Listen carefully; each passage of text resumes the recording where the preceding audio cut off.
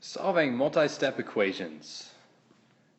All right, the first thing we want to do is simplify each side of the equation using order of operations, or PEMDAS.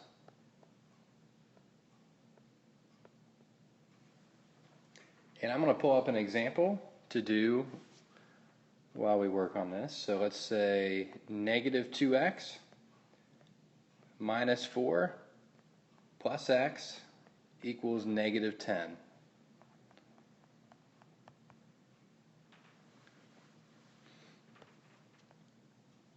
Okay, so for our example, simplifying each side of the equation, I'm looking at, and I can draw that line down the middle, that really helps. So I have a right side and I have a left side.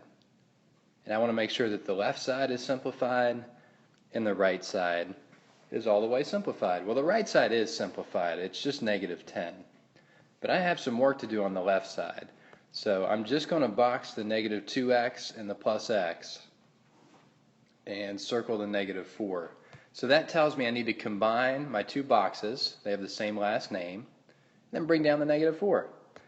So negative 2x plus, that's really 1x, is a negative x, or negative 1x. So now I'm done with that. And then I just bring down the minus 4. And I'm done with that. Now I bring everything down again. So I have negative x minus 4 equals negative 10. Well, now I think you'll agree that this is an x and that's not, so this side is simplified. So now let's move on to a second step. Our second step is to use reverse of the order of operations to solve the equation. In other words, it's PEMDAS backwards. So we start off by adding and subtracting. And remember, I really have a 1 in front of that x, so it's negative 1 times x minus 4. So if I do add and subtract first, if I'm subtracting 4, the inverse operation is adding 4. So I add 4 to both sides. These cancel, because that's 0, which is what I want. And then I bring down the negative 1x. And negative 10 plus 4, my bigger number is negative, so I know it's going to be a negative answer. And 10 minus 4 is 6. Okay, not quite done yet. I still need to solve for x. So if I'm solving for x, I'm multiplying by negative 1 right now. The inverse is dividing by negative 1. So if I divide by negative 1, x is going to be positive 6. Because a negative divided by a negative, that's like signs, will give me a positive answer. Okay, well, how can I make sure that I have that right? Because there were a lot of rooms for mistakes here, if you'll recall. I could have missed a negative there. I could have done the wrong operation here. I had another integer operation. So there's a lot of room to make mistakes. Who, me? Yeah, you. You could have easily made a mistake in one of these spots. So what we need to do is make sure we're being smart and using the check step. So our third step is the check step. We want to make sure that both sides must be equal to each other. So on that check step, we're actually going to plug in our answer back into the very top. So that 6 is going to go in for all my x's, or all my variables. So I would rewrite that as negative 2. Remember, this means multiply when you have a number and a letter. So negative 2 times 6 minus 4 plus 6 equals negative 10. I just plugged that in at the very top. And now I'm just going to solve the left side, just using normal order of operations. So I'm just simplifying that left side to make sure it equals negative 10. So I would multiply first. Negative 2 times 6 is negative 12. And now I have addition and subtraction, so I just go in order from left to right. That's negative 16 plus 6. I know my bigger number is negative, so that's a negative answer. and since they're unlike signs, I subtract. So negative 10 equals negative 10, it checks. Take the time to do the check step. It is your friend. It makes sure, it looks out for you. It's like a guard dog.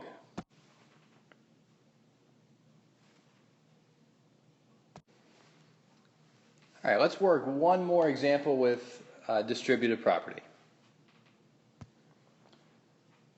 So let's say we had 8, this is example 2. So 8 minus 3, parentheses, y minus 4 equals 4. All right, so I'm remembering my steps. My first step, I need to simplify each side using PEMDAS. So over here, if I'm using PEMDAS, and I will write that up here to reference. So normal PEMDAS says we do parentheses first. Well, there's nothing to do in the parentheses, so I'm going to move on to exponents. There are no exponents. Move on to multiply and divide. I do have multiplication and division because I have the distributive property. So I like to circle that negative 3, because once I use that negative sign, I'm done with it. And I'm going to distribute it to both of these numbers. So I'm reading that as negative 3 times 1y is negative 3y. Negative 3 times a negative 4, those are like signs, so it's positive, is positive 12.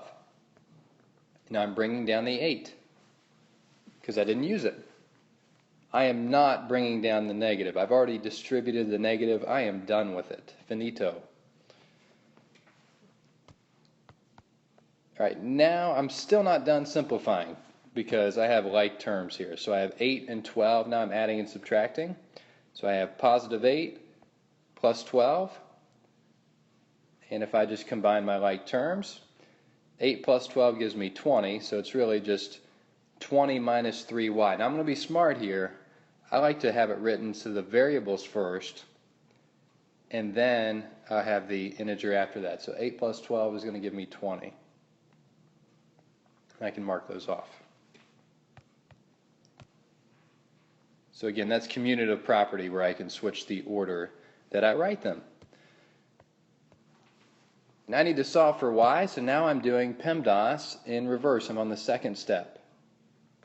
Because everything's simplified. The left side, there are no like terms. The right side, there are no like terms to combine. So now I do PEMDAS in reverse for my second step. And I'm using opposite inverse operations. So if I'm adding and subtracting first, I'm adding 20. So the inverse is subtracting 20. That makes this 0, which is what I want. I bring down the negative 3y.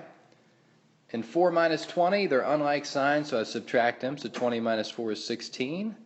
And the bigger number is my 20, it's negative. So that's a negative 16.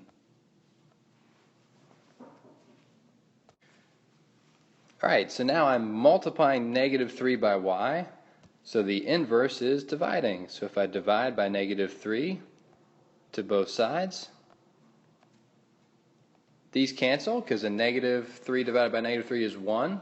So now we have 1y, which is what we want. And a negative divided by a negative is a positive, but now I'm going to make this a mixed number. So how many times will 3 go into 16? 5 times. 3 times 5 is 15, so I have 1 left over out of 3. So I get 5 1/3. Now fractions are sometimes a little difficult to do the check step with, but I think I can show you this one pretty easily. So I'll go ahead and show the check step here. I'm going to plug in my 5 1/3 into the original top equation. So it's 8 minus 3, parentheses. Instead of doing 5 1/3, I'm going to make it my improper fraction when I plug it in. So 16/3 minus 4 should equal 4. Let's see if it does. So a couple different ways I could do it. I could do PEMDAS first, and Well, that is the way I'm going to do it. I should do PEMDAS first. So I'm doing PEMDAS in normal order to check this, because I'm just simplifying. And the 4 whole is the same thing as, this is really 4 over 1. So if I just multiply them both by 3, it's really 8 minus 3 times 16 thirds minus 12 over 3. Now I have a common denominator. So 16 minus 12 gives us 4. So that's really just 4 thirds. So I have 8 minus 3 and then 4 thirds. So I took care of my parentheses first. And now remember what happens if you're multiplying. I should multiply first. The negative 3 by this. When we multiply the top and bottom numbers, if they have a common factor, we can reduce them. So 3 will go into 3 once, 3 will go into 3 once. So it's really just negative 1 times 4, which is negative 4. So I have 8 minus 4 equals 4. And 4 equals 4. So there's our check step. And if you're doing this in the calculator with the check step, just make sure that you put your fractions in parentheses. All right, that wraps it up.